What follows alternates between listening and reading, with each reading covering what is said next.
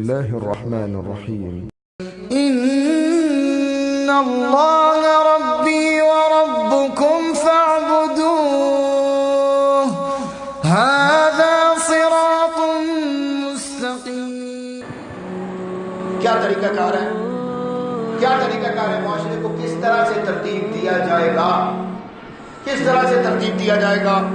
آپ دیکھیں نا، ہاں جی، ہمارے پاس تو صورت حال یہ نا، ایک گھر ہے، اس میں سب کچھ ہے، برابر والے گھر میں کچھ نہیں. کیا حال ہے؟ ہاں جی، وہ احساس جو دلوں میں پیدا ہونا چاہیے، اگر وہ موجود ہو، برابر والے گھر میں بھوک ہوگی، ہو سکتی ہے. کبھی بھی نہیں چلی یہ بھوک کا واقعہ کہ جب یہ احساس پیدا ہو کہ رشتہ کیا ہے، ہاں جی، طریقہ کار کیا ہے، جو مال موجود ہے اس کا حق کیا ہے، تو کس طرح کے کام کیے جاتے. جب جنگ یرموک کا وہ مشہور واقعہ ہے کہ مسلمان زخمی تھے، پیاس آواز لگا رہے تھے، پانی پلانے والا آیا، ایک کہتا ہے دوسرے کو دے دو، دوسرا کہتا ہے تیسرے کو دے دو. وہ تیسرے کے پاس پہنچا، تیسرا شہید ہو گیا. دوسرے کے پاس آیا تو وہ شہید ہو چکا تھا. پہلے کے پاس پہنچا تو وہ شہید ہو چکا تھا. اللہ دیکھ لیجئے، ہمارے پاس سب کچھ موجود ہوتا ہے. یاد رکھ لیجئے اللہ کی قسم، جب تک آپ معاشروں میں یہ چلاتے رہیں گے، چونکہ میں پہن نہیں سکتا اس لیے کسی کو دے دینا چاہیے، چونکہ میرے استعمال میں نہیں ہے اسی لیے کسی کو بانٹ دینا چاہیے، وہ بھی اللہ کی قسم احسان کر کے کر رہے ہوتے ہیں. سمجھ لیجئے کہ اس کے ساتھ اللہ رب العزت کی طرف سے برکتوں کا نزول ممکن نہیں ہوتا. بندہ آ گیا اللہ کے نبی کے پاس، آ کر کہنے لگا اللہ کے نبی سخت بھوکا ہوں، کھانا کھلائیے. بار سنتے ہو کہنے لگا سخت بھوکا ہوں، کھانا کھلا دیجیے. اللہ اکبر. اللہ کے نبی نے بھیجا شخص کو، جاؤ میرے گھروں سے کچھ کھانے کو لے آؤ. آج اس معاملے میں خواتین کو خصوصی طور پر اصلاح کرنی چاہیے، اپنی مقابلہ کہ فلاں کے گھر میں یہ ہے تو میرے پاس بھی یہ، اس کے گھر میں وہ ہے تو میرے پاس بھی وہ.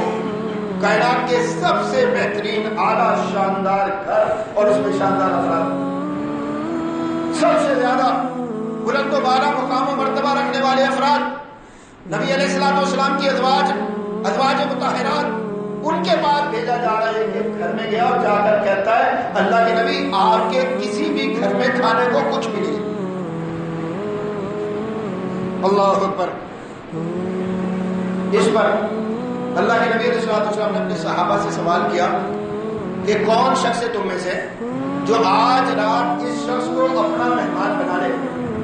اللہ اکبر. ایک صحابی تھے، انصاری صحابی ابو طلحہ رضی اللہ تعالیٰ عنہ، اٹھے کھڑے ہوئے کہنے لگے اللہ کے نبی میں مہمان بناؤں گا اس کو اپنا.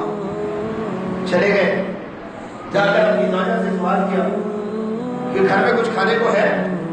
جواب ملا کہ کچھ روٹی کے ٹکڑے ہیں اور اتنی مقدار میں ہے کہ بچے صرف کھا سکیں گے، یعنی بچوں کی بھوک مٹے گی، میں آپ بھوکے رہیں گے. وہ کہنے لگا اللہ کا مہمان آیا، اللہ کے رسول کی طرف سے مہمان آیا. ایک ترتیب تم نے بنانی ہے، بچوں کو کسی طرح سلا دو، اس کے بعد جو کھانے کے لیے چیزیں وہ لا کے رکھ دینا اور چراغ بجھا دینا، میں کھانے کی ایکٹنگ کروں گا، یہ کھا لے گا، یہ کھا لے گا. اللہ اکبر.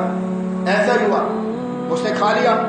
اگلے دن اللہ کے نبی علیہ السلام کا یہ صحابی اللہ کے رسول علیہ السلام کی خدمت میں گیا، ابو طلحہ انصاری. تو کہنے لگے اللہ کے نبی علیہ السلام ارشاد فرماتے ہیں کہ ابو طلحہ کہ تم دونوں میاں بیوی کے عمل سے اللہ رب العزت خوش ہوا ہے. بشارت مل رہی ہے، خوشخبری مل رہی ہے کہ ابو طلحہ تمہارے اس عمل کی وجہ سے اللہ رب العزت خوش ہوا ہے. اور بات صرف اتنی نہیں، آگے فرمایا کہ تمہارے اس عمل کی وجہ سے اللہ رب العزت مسکرایا. آج اللہ رب العزت مسکرایا، خوش ہوا. اور اس کے بعد اللہ رب العزت نے قرآن کی ایک آیت اتاری، یؤثرون علی انفسہم ولو کان بہم خصاصہ. اللہ کی قسم اس پر آج پاکستانیوں کو کھڑا کرنے کی ضرورت ہے. وَيُؤْثِرُونَ عَلَىٰ أَنفُسِهِمْ وَلَوْ كَانَ بِهِمْ خَصَاصَةٌ. کیا فرمایا؟ خود حاجت مند ہونے کے باوجود، ضرورت مند ہونے کے باوجود، غریب، مسکین، نادار، مستحق ہونے کے باوجود اپنی ذات پر دوسروں کو ترجیح دیتے. تحبون الله فاتبعوني يحببكم الله ويغفر لكم ذنوبكم والله غفور